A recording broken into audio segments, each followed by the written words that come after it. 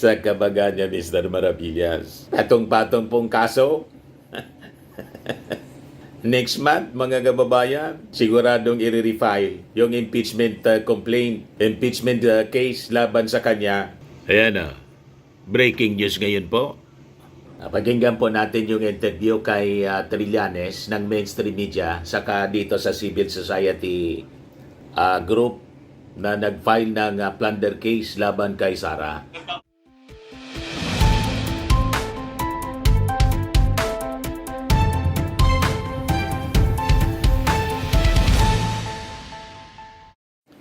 Hello po mga kababayan, si Dante Maravillas. Sinampa na po ng plunder case ni Trillanes si Chucky.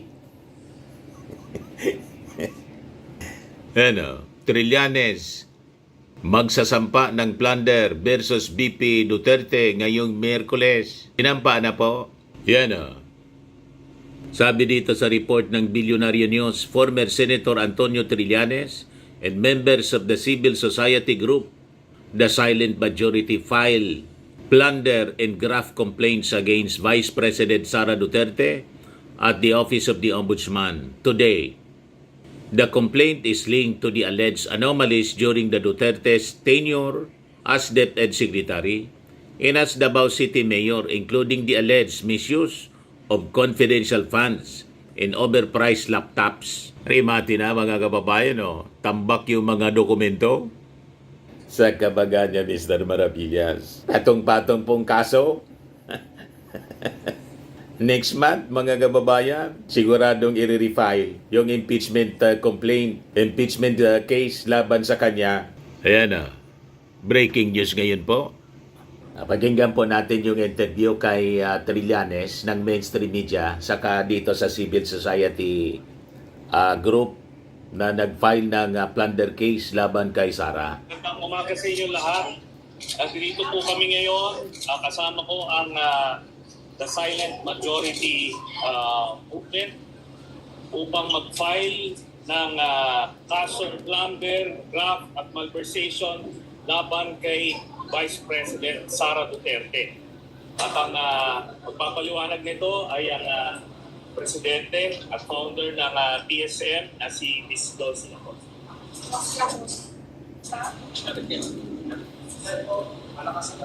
Magandang umaga. Kami po ng The Silent Majority, Silent No More Organization, ay kaisa sa ni former Senator Trillanes sa pagsampa ng reklamo laban kay Vice President Sara Duterte sa Ombudsman.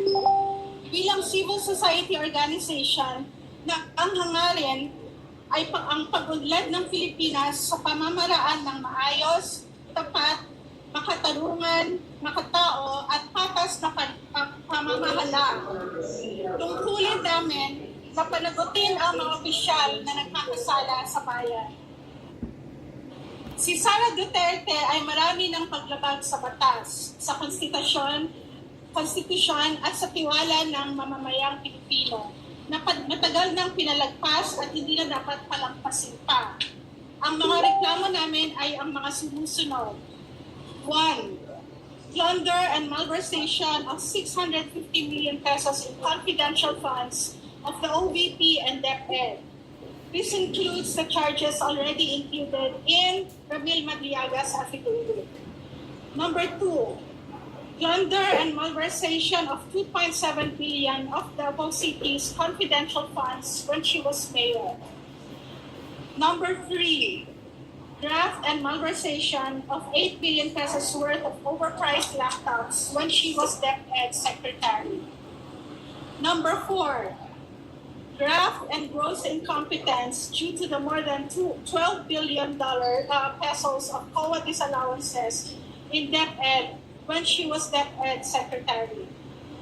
Number 5, graft due to the 7 billion unliquidated cash advances when she was DepEd Secretary. Number 6, graft and gross incompetence because only 92 classrooms were constructed out of a supposed target of more than 6,000 classrooms. Number 7, ill-gotten wealth and non-declaration in her salary of more than 2 billion pesos of deposits and other assets. Number 8, bribery and corruption because she received money from a drug lord several times while she was mayor of Davao City. Number 9, unfit to hold public office and betrayal of public trust due to the 2 incidents of public meltdowns while threatening to kill President Marcos. Ang kadalasang depensa ng mga taga-suporta ni VP Supports Duterte ay na yung 650 million confidential funds na kinu-question sa kanya ay barya lang kumpara sa mga nakuha sa mga maaanyang flood control projects. Pinapakita ng complaint na ito na una, ang kabuuang halaga ng mga nilimas o niwaldas ni Sara Duterte ay maihahanay sa mga pinakamalaking flood control scandal. Kaya karapat-dapat na bigyan ito ng parehong pagsusuri. Pangalawa, na ang paglustay ni Inday ay pattern of behavior mula pa nung Vice Mayor siya ng Davao City na nadala niya sa pagiging presidente. Pag-uugali na nakakabahala sa pagpapatuloy niya sa kanyang posisyon bilang pangalawang pinakamataas na opisyal ng bansa. Maraming salamat po. Or doon po sa plunder complaint, ano po yung marami tayo confidence sa mga kasi mataas po yung test po ng plunder. Di ba meron po sa graph? Ano po yung gano'n tayo confident and what evidence do we have against the Vice President? We are very confident na masasakop ito ng plunder, ng elements ng plunder charge. Ito ay supplemental lang. Pandarambong po. 650 million pesos confidential funds. Supplemental doon sa na-file na ng mga civil society organizations noong December. Ang kaibahan lang nito ay nadagdagan noong mga aligasyon ni Mr. Ramil Madriaga. So, lahat ng mga dokumentong na-attach doon sa unang na-file plus yung idinagdag namin ngayon, ito ay magbibigay ng very solid case against Sara Duterte. At lahat ito ay mga certified true copies ng mga official documents. Kaya confident tayo na makukuha ito. At bukod pa riyan, marami pang iba pang mga charges ng draft na napakaliwanag na violation ni Sara Duterte. Sir, ang allegation is not what we want. What's the So dito nga natin makikita kasi ito nung lumabas ng Quadcom hearings, hindi nabigyan ng emphasis. Sa sobrang dami ng mga anomalya, hindi nabigyan ng emphasis. Pero ngayon, dahil dito sa complaint na na-file ngayon namin kasama ang silent majority, ay pinapakita natin, hinihimay natin isa-isa ng mga nakaligtaan ng publiko at ng media. Sir, the Vice President remains very popular as shown by his surveys. Way more popular than the President. Despite this complaints of thunderdraft, conversation, ano yung dahilan? Bakit popular pa rin si Vice President? Even these very serious allegations, ano ba yung dapat intindihan ka ng tao o yung dapat maunawaan nila? Ang primary reason kung bakit popular pa rin siya ay dahil hindi kilalang lubusan ng mga Pilipino yung tunay na pagkatao ni Sara Duterte. Dahil talagang binabaha nila ng fake news at mga trolls nila yung siya na naging pangunahing source ng impormasyon ng mga kababayan natin. At ito nga, isang paraan ito na parang ma-expose yung iba't ibang insidente ng pangunguraho at iba pang anomalya na ginawa ni Sara. At hopefully, mamulat sila. At dagdag ko lang na kahit relatively more popular siya, but compared noong unang walang mga ganitong lumabas na anomalya, ay di hamak na bumaba na rin ang kanyang mga numero. Ibig sabihin nun, talagang maraming namumulat. At papatuloy namin yung pagmumulat sa mga kababayan natin. Hindi ito biro na aligasyon lang. Pag nag-file ka ng complaint, ibig sabihin nun, solid yung mga ebidensyang binibigay mo. Hindi lang itong gagawa ka ng isang meme sa social media, mag-aakusa, kagaya nung ginagawa nila sa amin. Ito, kaso talaga. At sana, yun na nga, marami nang mamulat ko rin. The impeachment. Para nagkakaroon na po ng para paliwantayan yung isang kaso sa kailangan na mapanagot yung siyang katapulad ni Vice President Sara Duterte sa mga alleged anomalies sa mga Department of Unang-una, hindi tayo naniniwala na meron ng fatigue yung taong bayan sa mga kasong pinafile. In fact, mas gusto nila na meron mga nagpa-file ng kaso para na i-expose yung mga tiwali na opisyal.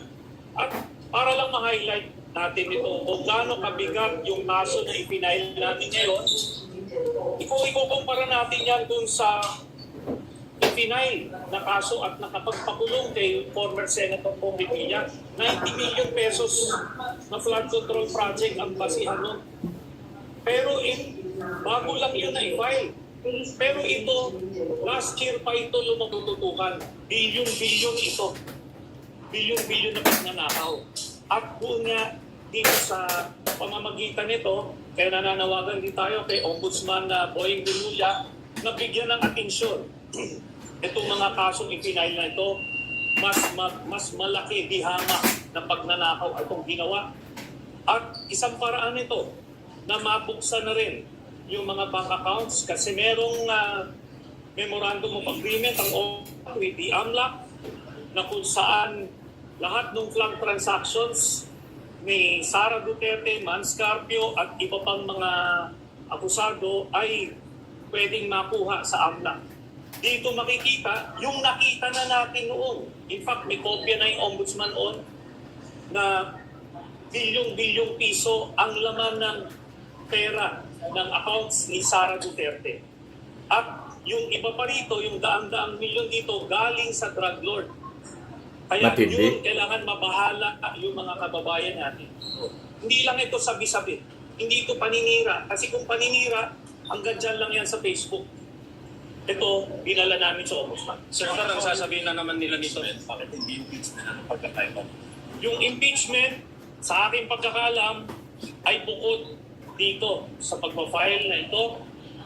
Magpa-file yung iba't ibang civil society organizations ng impeachment case laban din kay Sara sa February 6 pag natapos na yung 1-year ban. Ang isasagot na naman nila dito, Senador, ay maagang pamumulitika dahil siya pa rin ang number 1 dun sa mga survey to be the front runner pagdating ng 2028. Ganyan na rin po yung sinabi nila nung iniimbestigahan namin si Vice President Binay. No? Pinapakilala ko lang sila sa taong bayan na mga tiwali ito. Na hindi pwede kasing boboto na naman tayo ng mga tiwali. Diba? Pag inakusahan na natin ng magnanakaw, ito may ebidensya ito, tapos binoto mo pa rin magnanakaw, tapos pag ninakawan ka, dahil binoto mo, huwag ka magreklamo kasi alam mo na magnanakaw sinabihan ka na binoto mo pa rin, tapos pag nakawa ka, lululokin mo na lang yun. And dito na ngayon, nasa kamay na ng ombudsman para mapatunayan na totoo yung aming mga aligasyon.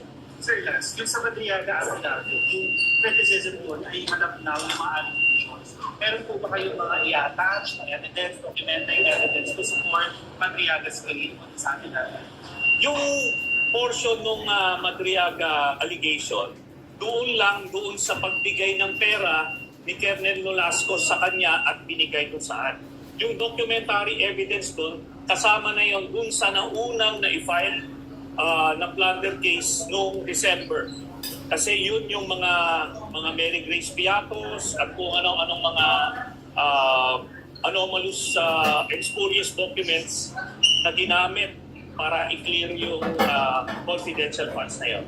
Yung confidential funds ni Sara na kasama sa aligasyon namin dito, 2.7 billion pesos yon nung siya ay mayor. So nagsimula yung nakawan nung mayor pa lang siya. Kaya makikita nyo yun, pag i-match nyo yun dun sa bank accounts niya, talagang sakto. At meron pang dagdag kasi nga tumatanggap sila sa isang drug lord. Sir, Kung saan eh. Sir, bakit napapanagot?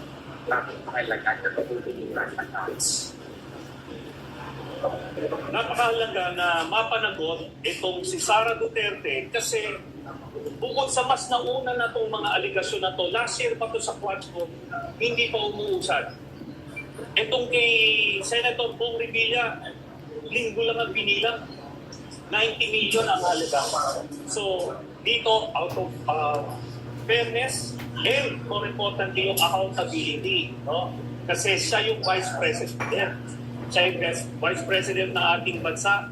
Kailangan malaman ng mga kababayan natin na ano siya, na siya isang kurakot na public official. Okay, sa bank accounts, dito kasi, pagka binuksan yung bank account or galing man lang dun sa mga flagged transactions ng APLAC, ito na hindi na nila maitatanggi. Kasi hanggang ngayon, nagpapanggap sila na simpleng mga tao sila, simpleng pamilya. Pero dito, pag nakita nila yung bilyon-bilyon na pera nila Sara Duterte at Mans Carpio, eh siguro naman bubuksan na ng mga kababayan natin yung kanilang mata at tanggapin at tunukin ng mga tiwalina itong mga tao. Sir, yung basis lang po itong 2.7 na confidential funds, business of confidential funds, which was Vice Mayor and Mayor. Ano po yung naging asal po nito? Bakit nakurakot po? Allegedly nakurakot po for people's na. Kasi I understand yung House inquiry only covered confidential funds niya as VP and Deputy Secretary. Meron ng earlier notice of disallowances dahil ghost employees ang ginagamit nila pang clear nitong confidential funds. Meron mga COA reports, accordingly, ni-report na ito sa media, open source na ito. Tapos meron ding mga statements si Edgar Matubato at meron pa siyang payslip na isa sa mga ghost employee ng Davao City. So, kahit mag-random check tayo, 11,000 employees ang ginagamit nila pero mga non-existent, parang mga Mary Grace Piatos din. Parehas ang modus. Modus ng Mary Grace Piatos. Ayan po yung interview ng mainstream media. Published ngayon lang po ng Philippine Daily Inquirer ang pag-file ng plunder case laban kay Sara Duterte. So patong-patong po na kaso ang kinakarap ngayon ni Sara. Sabi ni Trillanes, they're hoping na sa pamamagitan nitong kaso, mapag-uusapan at mapanagot mga kababayan si Sara Duterte. At saka, maging aware yung mga tao na si Sara po ay isang kurakot. Kaya niya popular na popular, sabi ni Trillanes, kasi hindi pa napapanagot. So, importante niya na mapanagot. At saka yung mga tao, ma-educate sila tungkol sa pagkatao ni Sara na tatakbo sa pagkapangulo. Yan niya, Mr. Maravillas, ang tingin mo rito. Tulad po sigurado ang aabuti nito ni Sara. Di ba, panahon ni dating BP Binay? Very popular si Binay, mga kababayan, si Jojo Binay. Nang kasuhan, nadurog po, talo. Ganon din malamang ang direksyon na tatahakin mga kababayan ni Sara Duterte. But anyway, abangan na lang natin ang magiging reaction ng kampo ng mga Duterte, lalo na po ni Sara, sa plunder case na final ngayon sa Ombudsman ni Trillanes at saka po ng Civil Society Group. Ako po si Dante Maravillas. Bye-bye po. God bless.